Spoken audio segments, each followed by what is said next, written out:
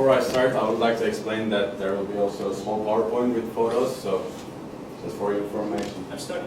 Yeah, please.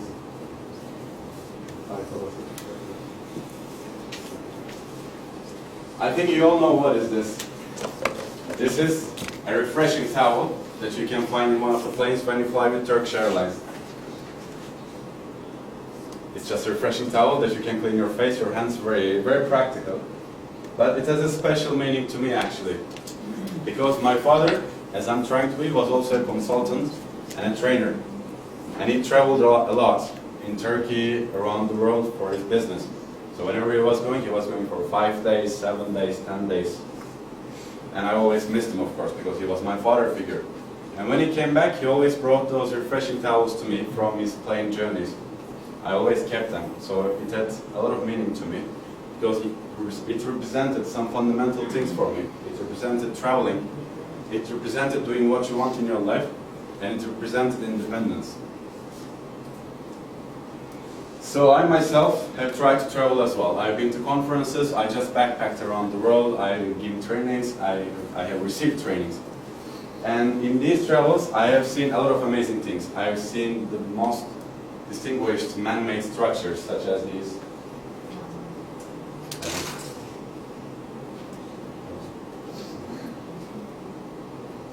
From all around the world. I've seen places where people idolize other people, regardless of they're good people or notorious people. I've seen best pieces of work of art that are priceless.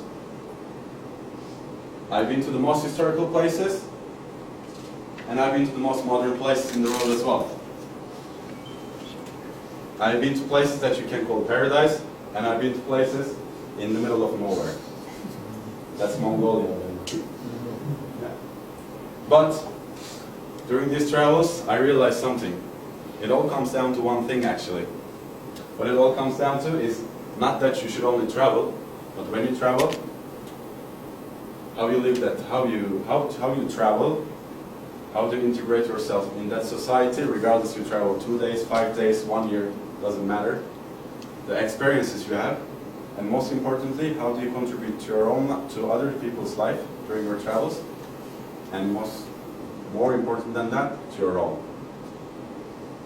So, as I said, it all comes down to if, as in the example, if you're in a crowded place, if you're in the most crowded place in the world, and you know to appreciate your own personal space after that.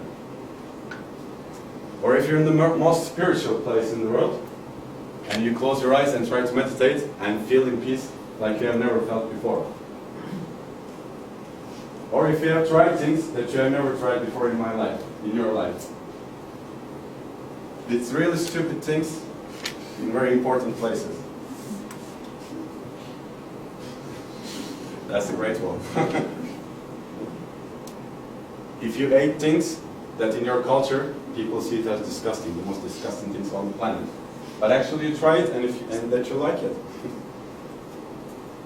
That you put your feet in the ocean and felt free as you have never felt before. That you've been to places so big that you feel like a small ant and realize how big this world is and how small our problems are actually in this world. That you literally flew. That you have climbed so high that you walked amongst the clouds.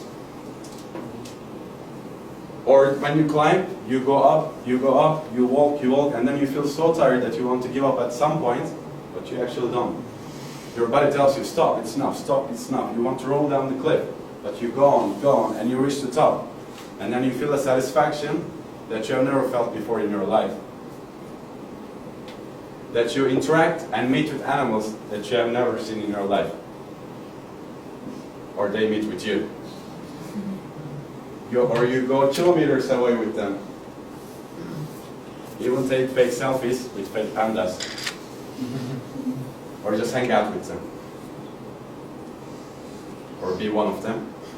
Yeah. Or sit on them, sit with them, however you see it. But not only with the friendly animals though, also with some dangerous ones.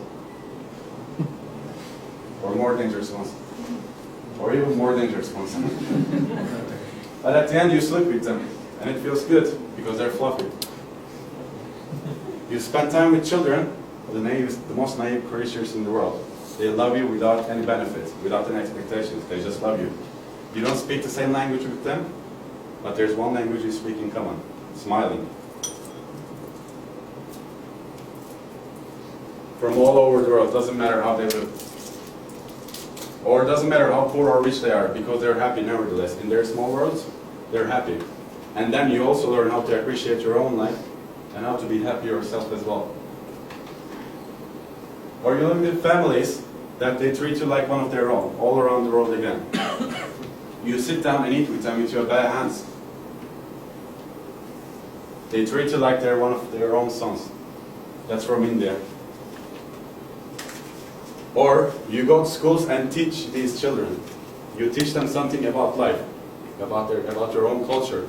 And sometimes you're the first foreigner that they actually see. When you come 1 kilometer away, they get out of their school and expect you to come. And you sign autographs for them. You teach them, they smile at you. You feel like a local celebrity sometimes. You take photos with them that you're going to keep for the rest of your life. And they have memories that they're going to tell to their parents in the evening and be happy about it.